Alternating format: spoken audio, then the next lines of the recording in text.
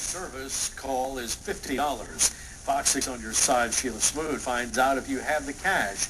Will a locksmith open a door, no questions asked? Very interesting, Scott. Guys, it's hard to be on the outside looking in, especially when you can see your keys right there on the inside. Now, locksmiths, however, will charge you a price for the service. They have to come to your rescue, of course. Now, tonight, we wanted to find out if they would just let anyone into your home if you paid them. Nothing could be more frustrating.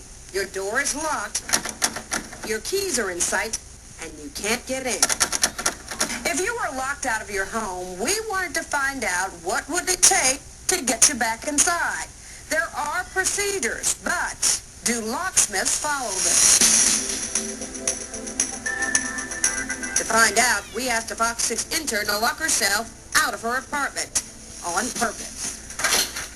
Hey, I've locked myself out of my apartment. From the Yellow Pages, we randomly picked locksmith services to come to her rescue. It's just the knob lock. On arrival, our first service asked about ID. You been busy today? Well, I do have some ID, right? But once he pops the lock, You got it?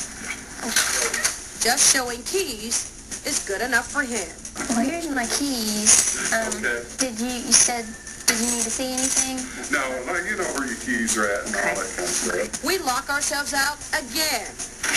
Hey, I've locked myself out of my apartment. Our second service arrives on the scene. You the locksmith? Yes, ma'am. Wow! After they get the door open, they ask for that ID. I just need to check your ID, and you got a key to the picture, right? Yeah. For our next test, we tried a new twist. We chose a house and another intern, who, by the way, doesn't even live here. So I'm locked out.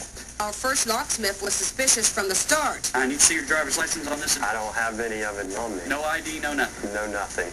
He notices the deadbolt, a lock that takes a key to turn. Okay, well, see, I've got to be able to prove that you live here before I can open this door. And when he asks about ID, our intern keeps silent. I can't let you in, man. I'm sorry. Okay. I'd be risking losing my license. I always ask for a piece of mail. Something, magazine, bill, water bill, gas bill. It's time to try again. I'm locked out of a house. Our second service arrives, sees the same door, and he opens it. So you usually don't ask for ID or anything? No, not usually. Unless we're doing major work on it, as far as I know. At this point, you weren't going to ask him for any ID or anything of that nature because you're supposed to ask for ID? Are we supposed to check their ID or ask for, proof of ownership for the house when we live in their house? Yes, you're supposed to ask for ID. He does now. Being locked out is a pricey problem. Each time we call for help, it costs us between $40 and $55. So how can you make sure you stay on the right side of the door? The best thing I can say is make plenty of extra keys and carry them in your back pocket. It happens to everybody. So the next time you're locked out of your own home, you better be prepared to prove it. Well, just in defense of the young man who did let our intern into that home that he didn't live at, just want to say he had just been on the job a month and a half, so he told us he really didn't know the procedure, but they do use ID or ask for ID. He was supposed to. He did not. Remember, if you get into a home that you were locked out of, be prepared to ask for ID, show them a license, a piece of mail that has your name on it that proves that you live in the home.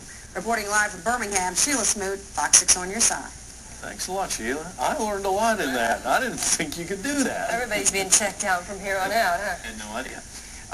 The weather's looking pretty good. We've got a